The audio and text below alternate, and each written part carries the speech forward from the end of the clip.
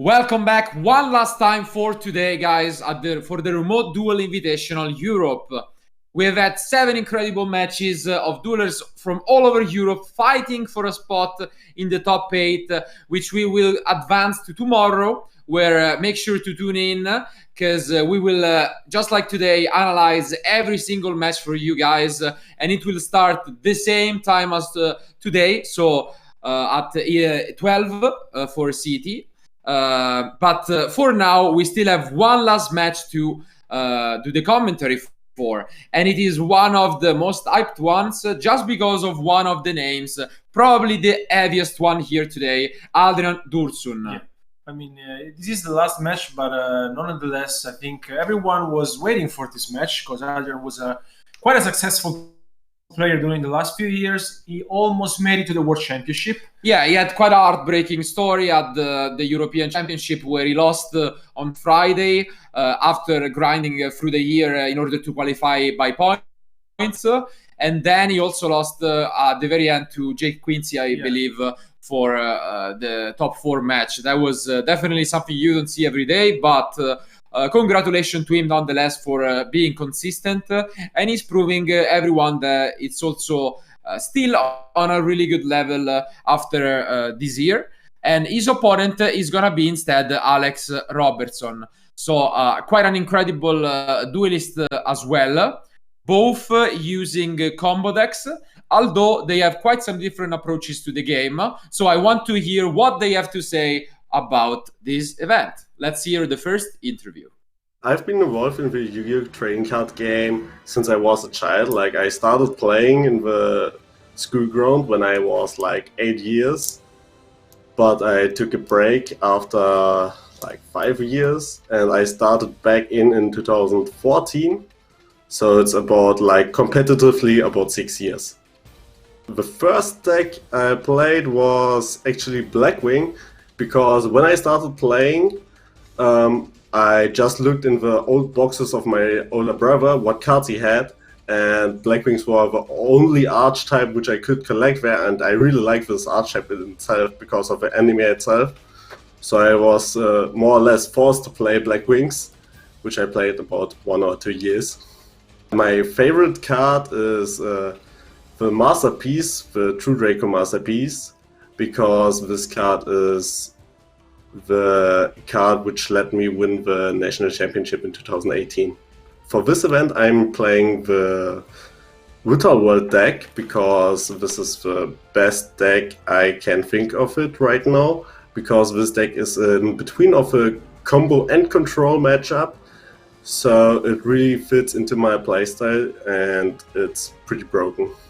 My fondest memory of Yu-Gi-Oh! Was actually winning the German Open in the year 2019, because it was a pretty hard event. It was the biggest regional which we had in Europe in all time, and this event was pretty important for me because I was in the World's race for that season, and I really need that points because I was like 40 points in the back to the top 8, so this event was pretty important for myself, and it was one of the most represented regionals of all time in Europe. And yeah, gladly those points paid out for you, Adrian. I'm joking, of course. I know we are close friends, but yeah, as he mentioned, he's playing virtual, so he will be the last virtual player we see for today. And in order to stop him, his opponent decided to play also deck we have seen recently, but let's hear it from the man himself. My first tournament was back in September of 2012. I'd say I've probably been collecting the cards since I was a small child. I don't really remember when, but my first tournament was back in 2012, and for some reason I'm still here today, like nearly a decade later. The first deck I ever played in a tournament, it was a Blackwing deck, but this was just like with my favorite Blackwing cards and then spells and traps. The first like competitive deck I ever played, I bought 3 6 Samurai structure decks, and some friends gave me some cards to like make it somewhat competitive. So that was like my first real deck. My favorite card is probably Elemental Hero Terra Firma. For some reason, it's just a very nostalgic card for me, and I have like 30, 40 of them just sat in a binder at home. I'd probably say it's my favorite card, yeah. This weekend I'm playing Dragon Link. I'm playing it because some of the guys on my team have been playing it, and we've been doing a lot of theory for it, and it's what I qualified with, and I felt more comfortable playing it for this event instead of changing what deck I'm playing and trying something new just to like compete against what my opponent should be playing. So just gonna enjoy it and see how it goes, I guess. My fondest Yu-Gi-Oh memory is probably the European Championship in 2018. It was just like a very good weekend for me and my friends. One of my mates got his first top at that event, and it was just like a crazy weekend with a lot of stories for me and all of my friends. So yeah, that was probably my best one. Fair enough again, and pretty funny that their favorite deck is the same, so Blackwing for both, and now it's a pretty common thing to see that although people come from different regions, different times, they always find something in common throughout the game. And we'll see what decision pay out. So Adrian on one side, pretty clear, he said, I never consider playing any other deck. I think this is the best, and I'm gonna prove it. So you can see the confidence there. Alex on his own being more shy, more relying on his teammates that guided him through the choice. But we saw Dragon Link being pretty good today and in the past. So let's see which combo deck is gonna take it. Our players are ready. Let's go to the table. Okay, so here they are, and once again we are gonna see some of their deck lists with both maining quite a decent number of entrops. But Alex only using 40 cards with the Dragon Maid engine, yeah. Yeah, so he wants to keep the deck consistent enough in order to combo off every single time. And once again, the die roll is going to be very relevant because he really wants to start first. Yeah, this is gonna be important. So let's see who is it that is gonna start the duel one last time. Adrian with the pyramid way of throwing the cards from back in the day. You can tell that was one of the oldest way of placing your starting five.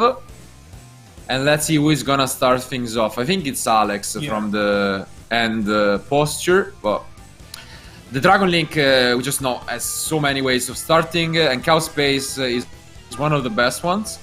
So, is there gonna be a response on Adrian's side?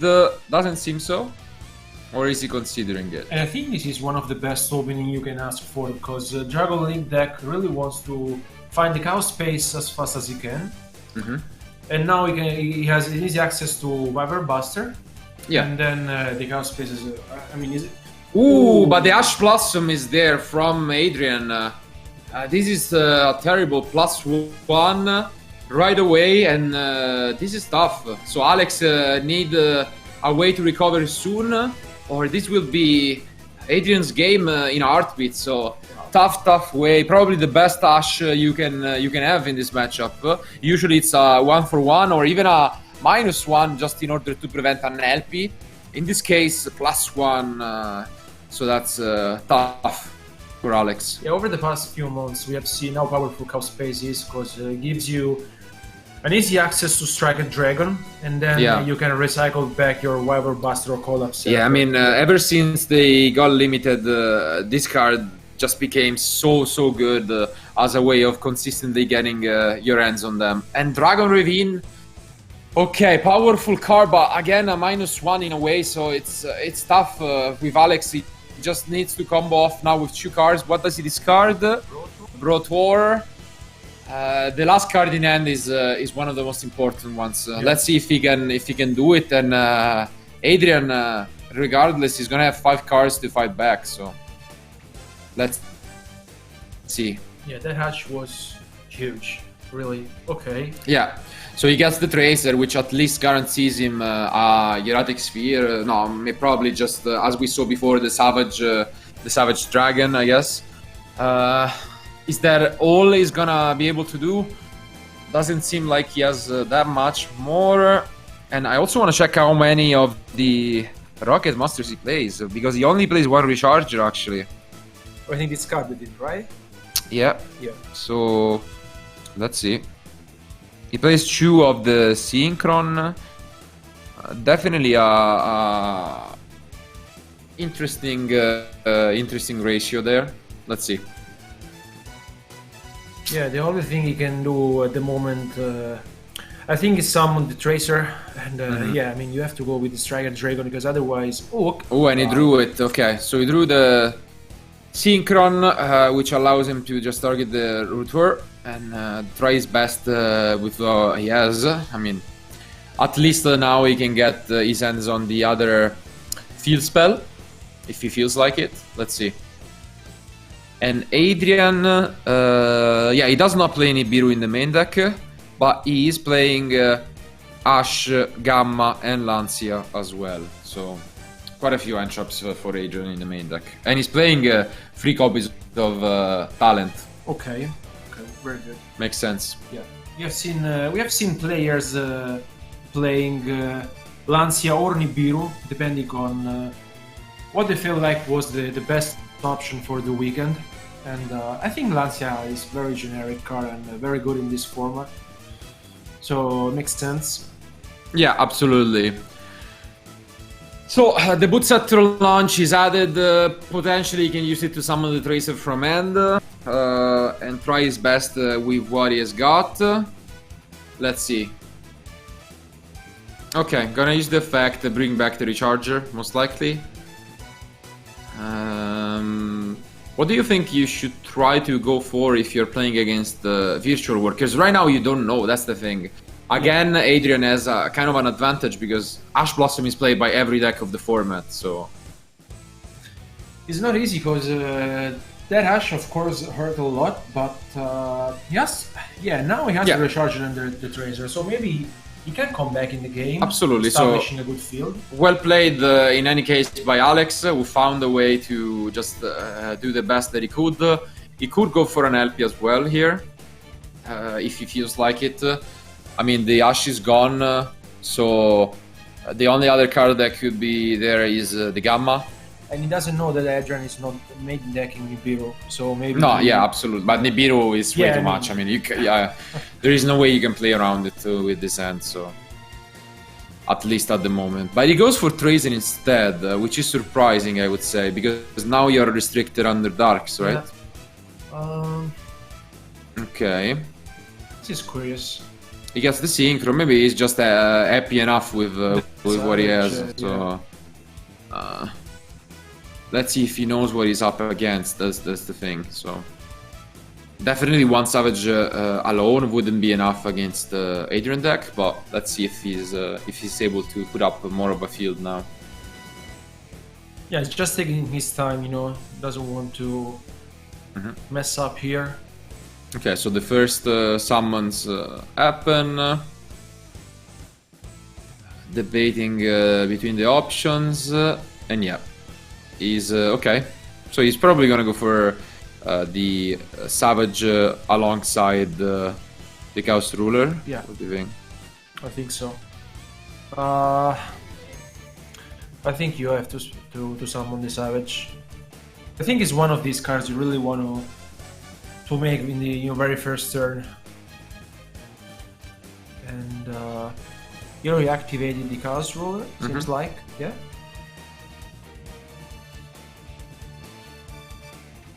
And very good card, very versatile in this deck. Is one of it's another good option. Whenever you need it, it's just there. And okay, he sends all the other cards to the graveyard and you reveal the Tracer.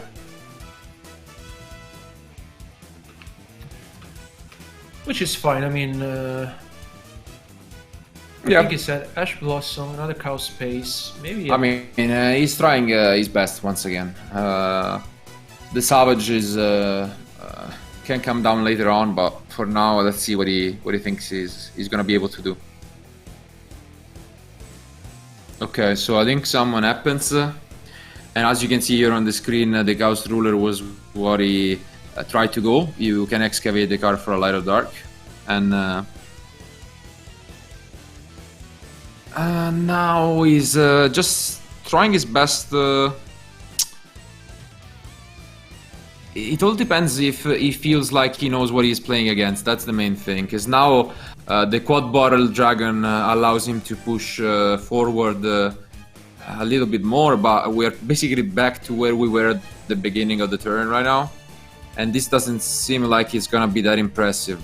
So I'm not that excited with the opening from Alex, but you can't blame him. With the Ash on the Chaos Space was just way too powerful and set him back.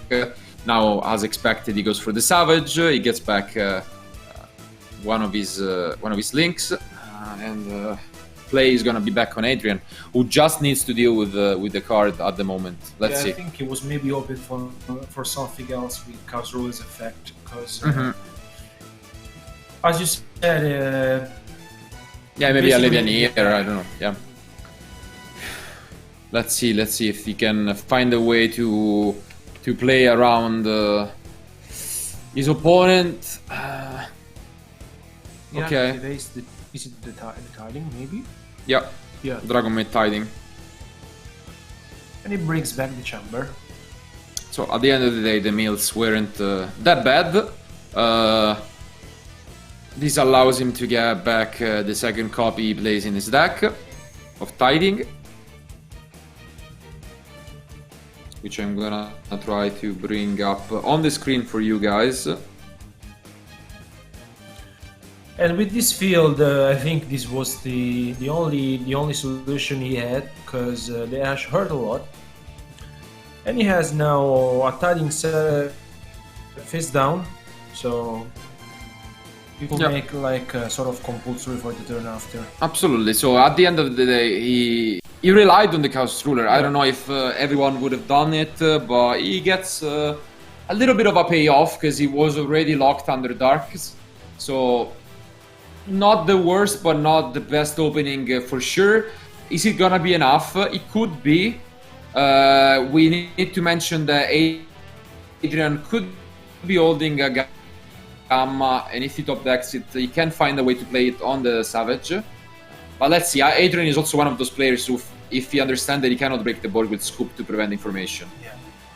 Yeah, because now Alex has one negations on board and the Tiding, so this means that he has two interruptions, and it's not gonna be that easy for Adrian, because well played by Alex. I mean, he relied on the Chaos Ruler.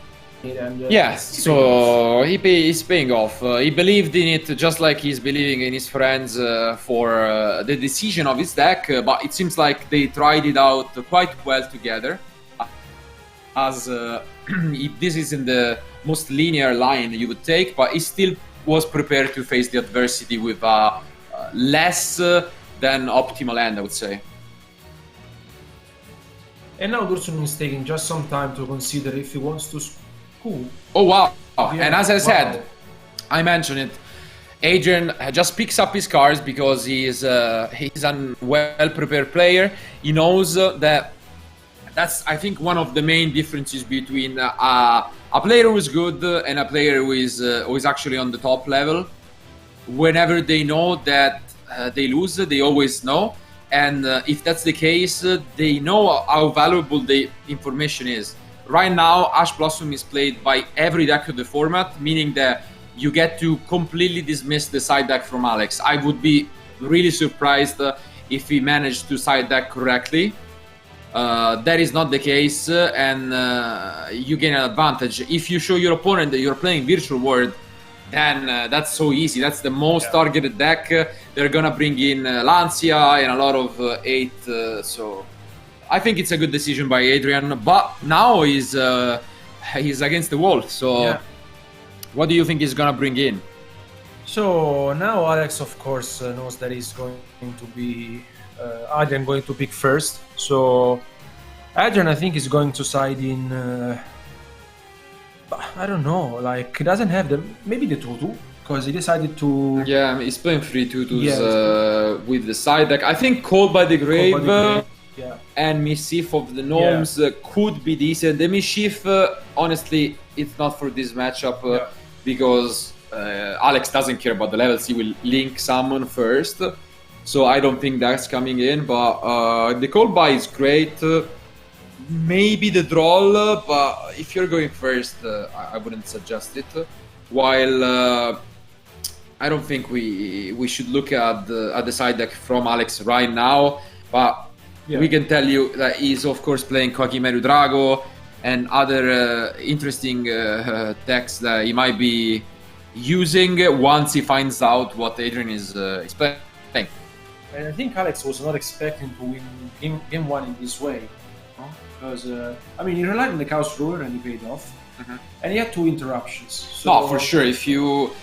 I mean, before, when he took a look at the end with the Chaos Base, he was probably feeling super confident. But once the Ash was there, I don't think he was anymore. Do you think there was any merit in starting things off with the Dragon Raven?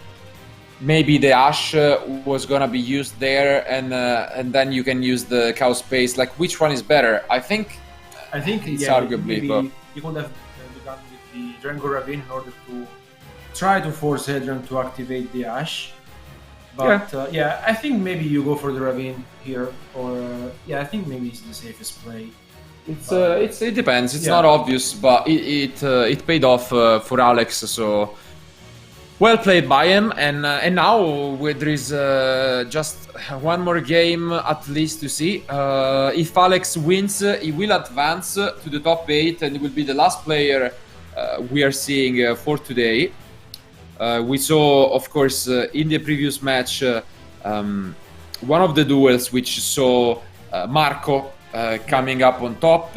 So whoever wins will have to play against Marco in the next round. So I'm pretty sure Marco didn't leave and is watching together with us just to get some more information on his opponent. And he will now see if tomorrow we'll play a Virtual War Mirror match or we'll play against the Dragon Link deck.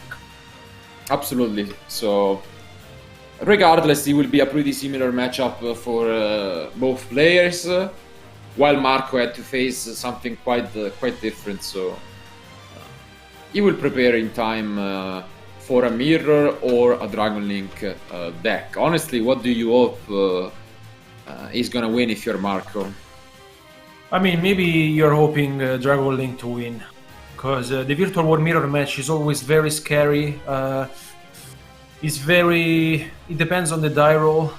Sometimes if you go second, you struggle to come back. So maybe I think Marco wants Dragon Link to win. But I mean, it depends also, on how they prepare well. Because you know that the Mirror is gonna be there. You know that you need to win at least one, or most likely one, to win the event. So if that's the case, maybe you are more prepared for it than for a Dragon Link deck. But seems like our duelists are ready. So let's see how Adrian is gonna fight back. Again, Calamity is being absolutely a powerhouse against the Dragon Link deck, just like against any monster-based deck. And Prosperity is always a good way to start things off. And now Alex will soon find out what deck Adrian is playing. Let's see if we can see True King of all Calamities being played in this turn by Adrian.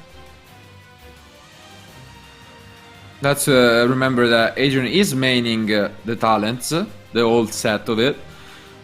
So maybe that's a card that will come down if his opponent has a response. So, okay, let's take a look at these cards. And there is the talent. So it's definitely something you can consider. The call by. Okay, so this is probably the best. But he has no doubts, which makes me think his hand isn't the best, actually. Yeah. Because he immediately picked the only combo card, or the best combo card that was there, which is the Lulu. Maybe he already has a talent or some way to protect his combos, but yeah. So now he goes for the city, probably getting the SHUEISHA. Yeah, maybe he needed the right piece, because otherwise in that situation... you would have bricked. You would go for call, or you probably just go for the talent. Yeah. Because now Alex has an Ashe. So let's see if Alex has a response. We know that he's playing a lot of end shops, but do you think the Lancia would have been shotgun like at the beginning? We have seen this move not being made by players this weekend when they didn't know what their opponents were playing. So I think it was correct not to activate Lancia if Alex has it. So we will soon find out. But I think if he has Ash Blossom, wow, Gamma. Okay, Gamma is there. Wow. What a response from Alex. Do we have a... Okay. Ash. This is an interesting interaction because Gamma is not once per turn. Meaning that the Ash will allow this effect to resolve, but the Gamma is still there. Meaning that for the moment in which Adrian activates another virtual word, Alex can just Gamma again. Yeah. So it's not going to be easy for Adrian because it's not going to be easy because Alex has the Gamma. I don't think he will ever keep it for the True King of all Calamities. You just want to activate it in order to prevent your opponent to special summon the True King of all Calamities. And he adds the Lily to his hand. So we will soon see, I think, a Shinglong being activated, or maybe the Lily. Let's see what Adrian decides to do first. Okay, well, he goes for the Lily. He's waiting for his opponent response, and I don't think here you want to chain the Gamma. Yeah. You can maybe wait and see. I mean, the thing is, your opponent knows that you have the Gamma, so you cannot wait for the Calamities because they are not gonna use it right away. So it's on you to either use it right now, but then the Qinglong allows you to go for a Lao Lao. Otherwise, when are you gonna use it? I think you have to use it now, because otherwise you could send Virtual War Monster. With Shinglong, maybe you will get a... No, I think it makes sense. It's there. Should have been used, and I mean, at the end of the day, Gamma got rid of both the Ash and the Lily, so it definitely did more than what other Entraps could have done. Now the Qinglong. Ooh, and the Schoolmeister is there from Alex. This hurts a lot. This is one of the few cards he sided, and this is a great read from him. He sided correctly for his opponent deck. Maybe he knew that Adrian qualified with Virtual Word, so this is tough now. It might be the case that Adrian just doesn't have anything to continue because he added the Lulu with the pot, meaning that his hand is most likely not a lot of combo. Yeah, that's it. So Adrian passes WoW, and this is gonna be one turn for Alex to just try an OTK, especially knowing that the Ash was discarded to prevent the Gamma, so one less Entrap to worry about. Okay, so he started things up with the Kriston, probably gonna go and link someone to get the boot. Yeah. It's going to be interesting, because if Adrian doesn't have an Ash Blossom, for example, or maybe a Lancia, is in trouble. It's interesting to me that Adrian is not playing Nibiru even in the side deck. Do you think it's... yeah, I mean, it's the first player that we see that decided not to use Nibiru at all. Yeah, it's really Ooh, and the red eyes just are drawn. Okay. It's very weird that Adrian doesn't play Nibiru, because... I mean, it's one of the best Entraps of the format, along with, Lancia. And I thought he was playing them in the side deck, but it's not. Yeah, he decided to change them, probably for Droll and Lock, from what I can see, but... Or Dark Lurer no more. It feels like maybe that's better, but in this situation it isn't. Okay, but luckily for him, I think a lot of ends from Dragon Link just OTK easily. Instead, Alex maybe has a little bit of a slower end on his own with multiple end traps. He now goes for Hieratic Sphere, and is it that all? Okay, he has Levianeer. Okay. So he banishes all of his graveyard to summon Levianeer, and was it all darks? I think it was all darks. It's let's see. Yeah, Levianeer comes down. Yeah, Levianeer comes down, and okay, he's gonna use the effect to shuffle one of the cards back. And now it's tough for Adrian because he's only left with one card, and Alex has the Hieratic Seal and 2 cards in hand. So it's looking very good for him. Adrian shuffled back one of his cards in the deck. And he really needs to pick up something. And he only has one banished, Yeah. so he cannot use the SHUEISHA either. So it's tough. He didn't have much of a combo end to begin with, so you really need to top deck something useful. And there is a good chance that one of those cards from Alex is an end trap, because just of the way he has played. Maybe it's another Schoolmeister, maybe it's an Ash, we'll see. So, can Adrian pick up something useful? He really needs any monster to start things off and just push over the Hieratic Spheres. And something important to mention is maybe that behind the Hieratic Sphere there is a Kohakimeru Drago hiding. So, what is this pickup? Is it gonna be a pot? It's a city, which isn't the best. Doesn't help Adrian that much. Yeah, I mean, it allows you to banish another card and basically force both. Yeah. Because what you can do is you get the Queen Long and then you force the Hieratic Spheres. And at the time you would have 2 cards banished for the trap. But still, it isn't a combo card, so... Yeah, also because from the way Adrian played the previous turn, I don't think he has a monster. He didn't have a monster. But maybe he had just 2 city. Oh, maybe he could. He opened 2 city and that's the way. Yeah, this is not surprising. So let's see what's gonna happen. He's gonna use the Quick Long, most likely on the spheres. Is it gonna be chained? What would you do here? Would you use it on one of the... on the trap? Or... I think on the trap. I mean... I think on the trap.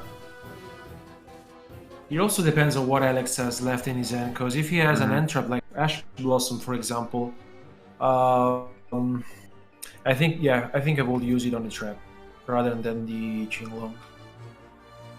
Okay, so the thing is, he doesn't target, so now Adrian will have to consider if he wants to chain. Yeah, he has to.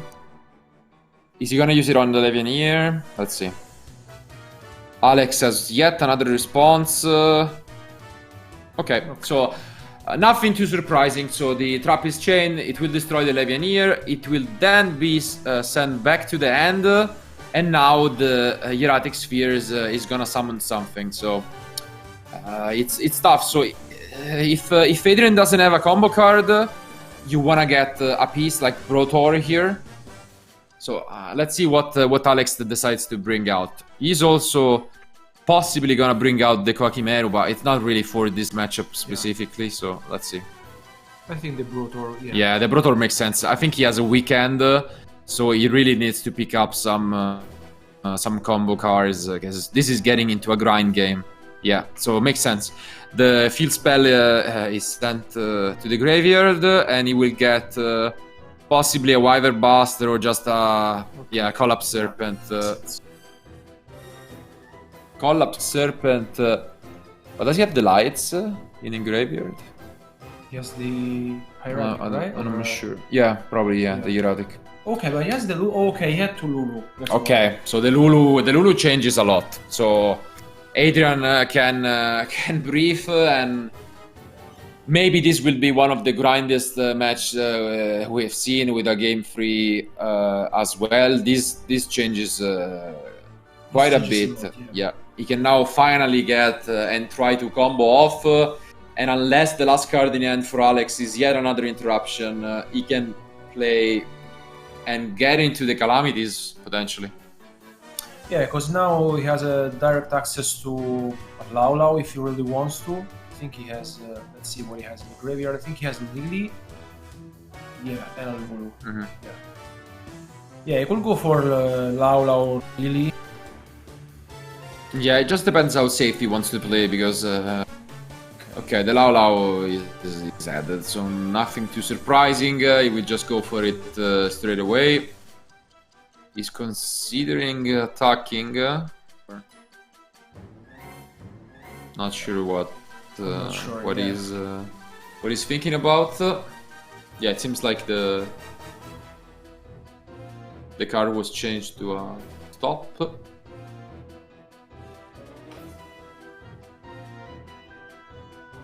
Yeah, now, I mean, let's see, maybe some clarification here from the judges. Yeah.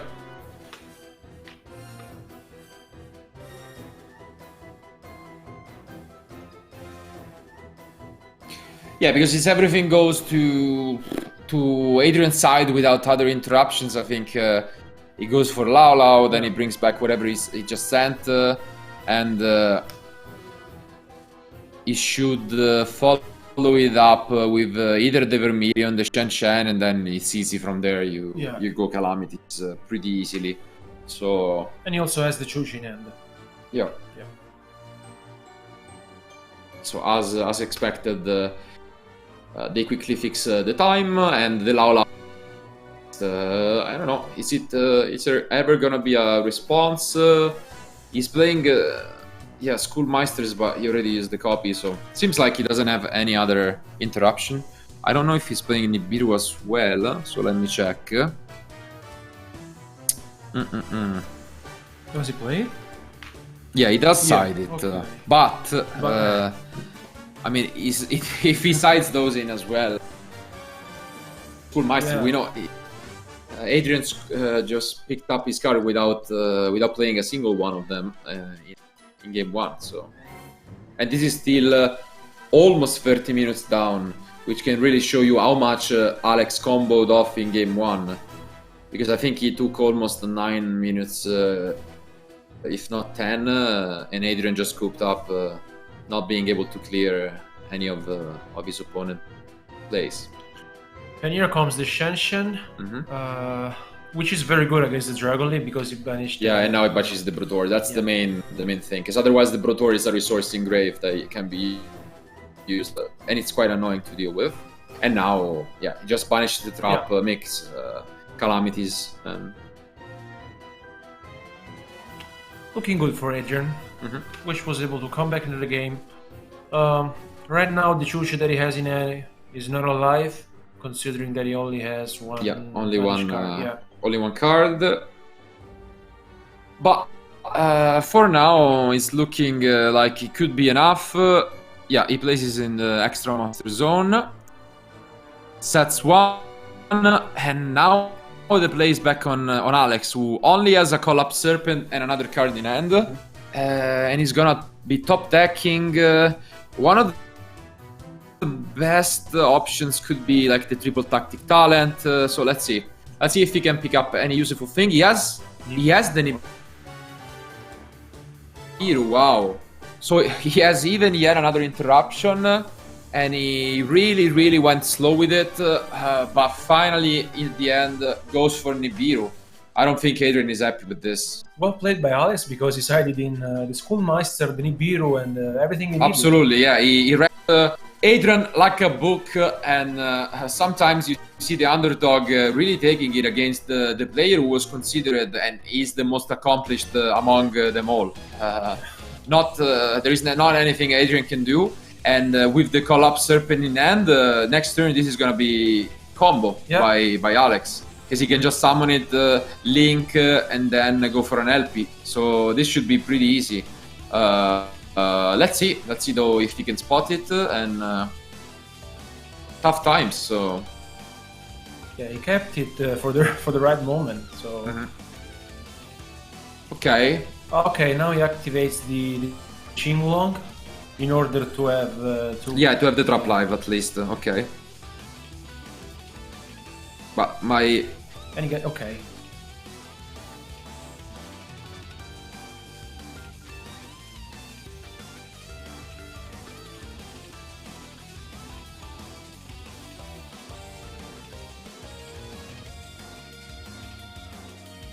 Okay. Well played by both of them.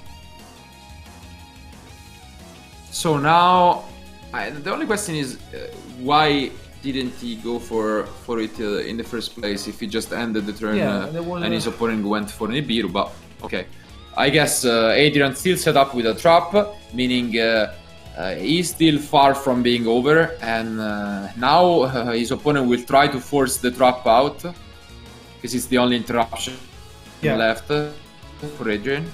Now Alex really needs to find a way to deal with the Chuche, because rather than that, Adrian is left with no cards. So unfortunately, the only copy of the field spell has already been used, so he cannot get it right now with the striker. I think Alex has only another card in his hand, right? Because he only has the card draw turn right now, and he gets the Wyvern Buster. So I think now Alex really needs to find a way to deal with the Chuche. That's it. If he finds a good card from the top,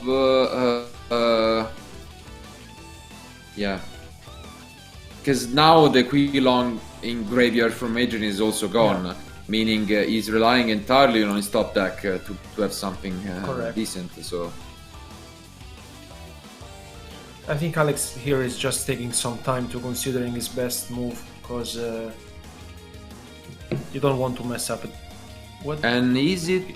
It's a quick launch. Yeah, quick launch. So good one. This is good. Good. Yeah. Good card.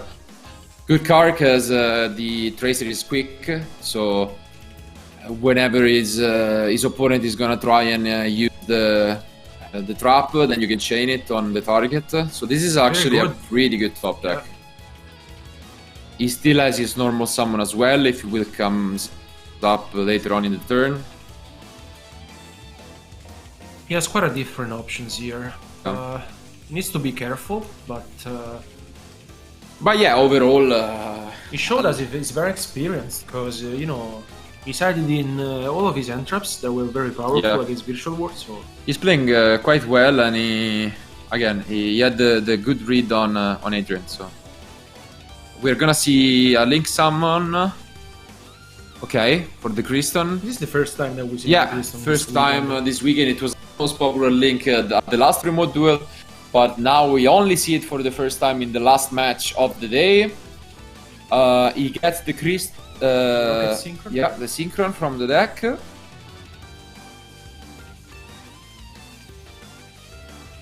Debating on what to do. Doesn't seem like Adrian. Seems like he's just unfazed. Just waiting. Yeah.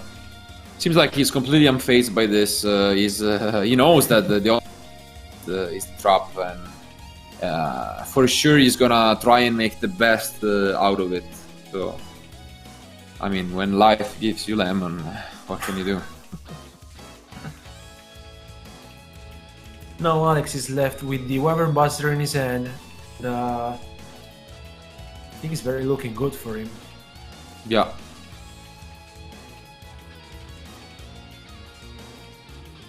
The last card is still the known one. The thing is, what do you do? Because if you go for LP, then you risk locking yourself under dragons if your opponent just destroys the Link in the extra monster zone. But let's see if he goes for it.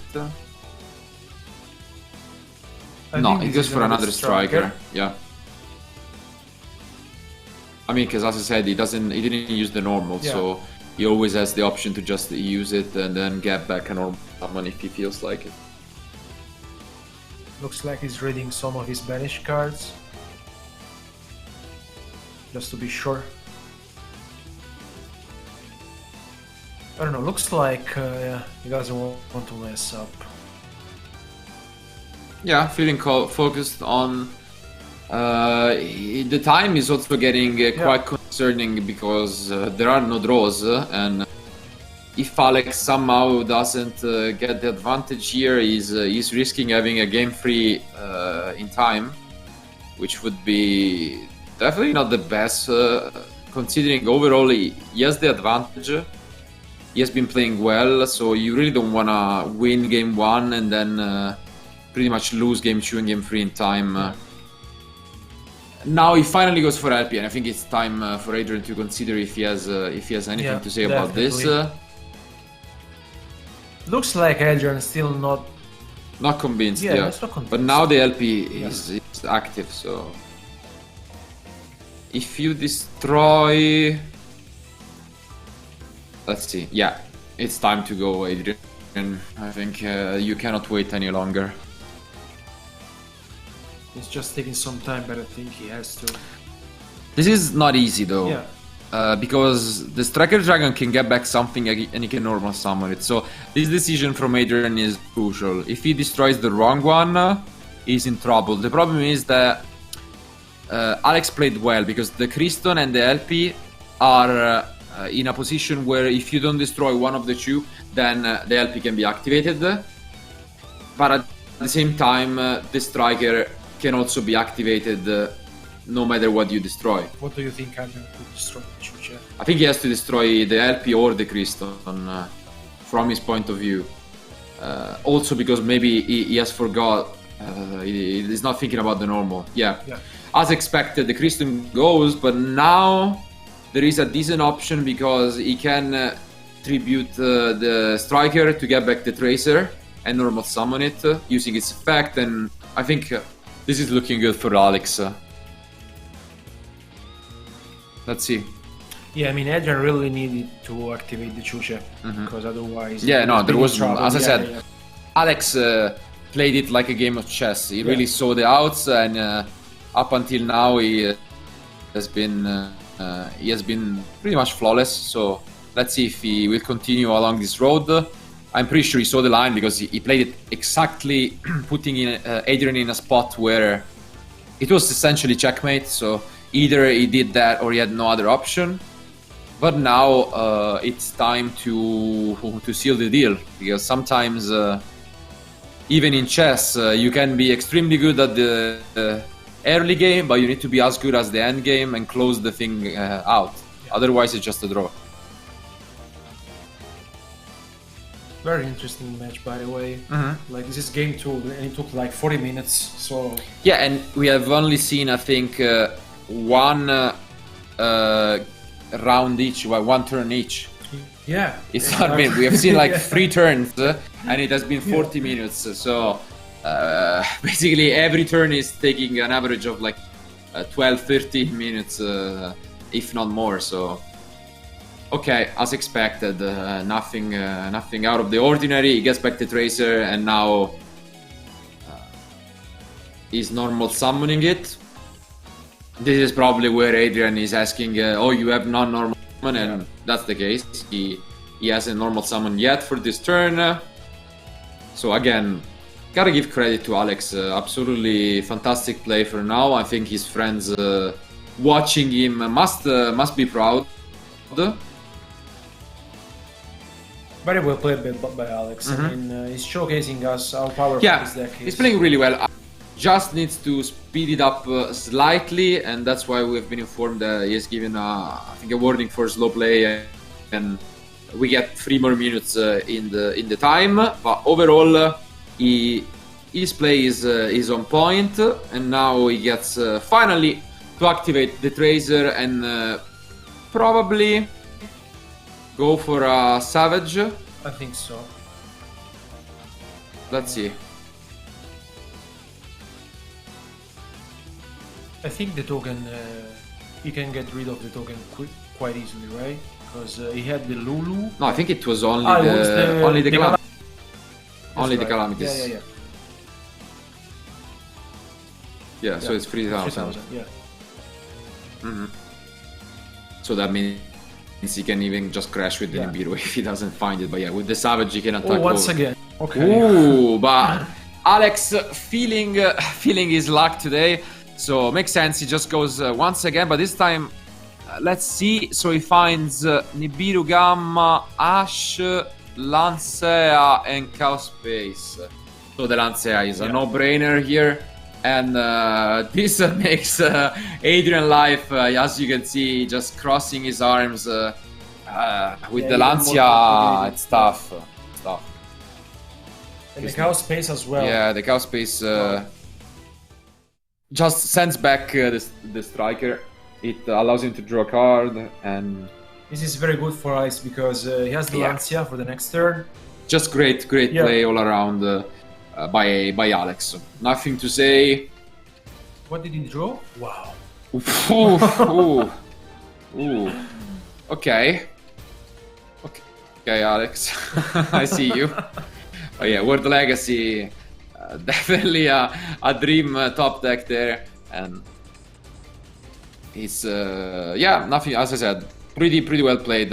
I don't want to take anything away from the guys we have seen today, but I gotta admit that the play seems to be sharper the more we go on to the later rounds, which is usually the opposite thing. So that's why I'm so surprised. But the last round and this round, we have seen probably the best play from Marco and Alex, which is a shame in a way because they're gonna be playing against each other. But at the same time, that guarantees us an incredible top 8 match tomorrow if Alex can close this one out.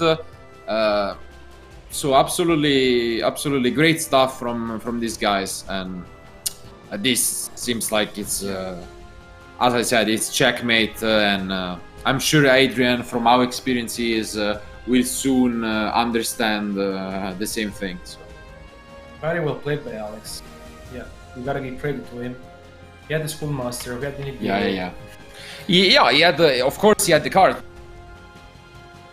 Because he's playing 40, he's playing really good ratios, and I guess it's a team effort, as I said, because his friends helped him out, and I think Adrian has seen enough, so Alex is the winner of the final match for today. He wins once again 2-0, and he will advance to the top 8. Congratulations, Alex Robertson.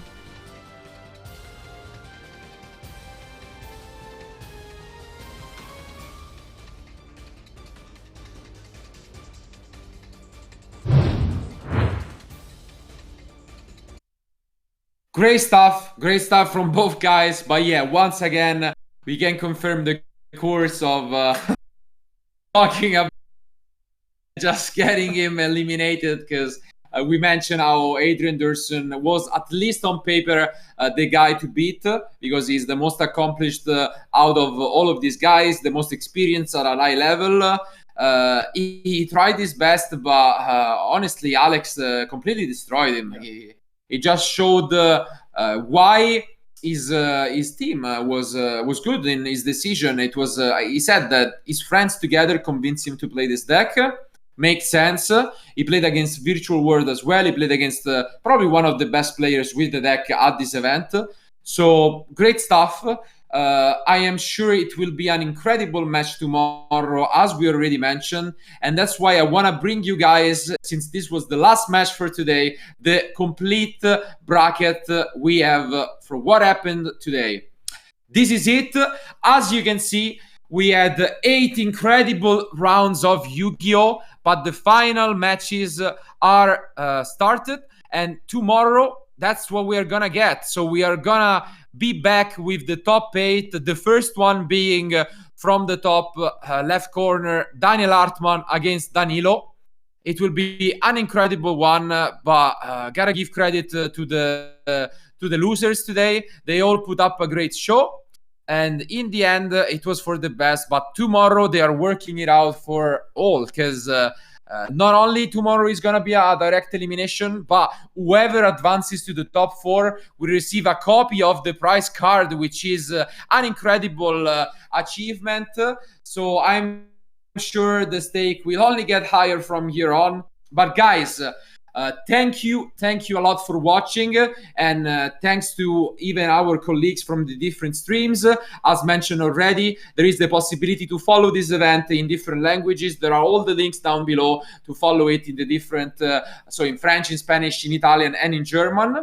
But if you feel like you have had a great time, just make sure to tell your friends, because they can follow us, and be back tomorrow, just like today at the same time. So 12 CET, 11 if you live in the UK. You can just check the different time zones, of course. But it's just like today. We're going to have the all top 8.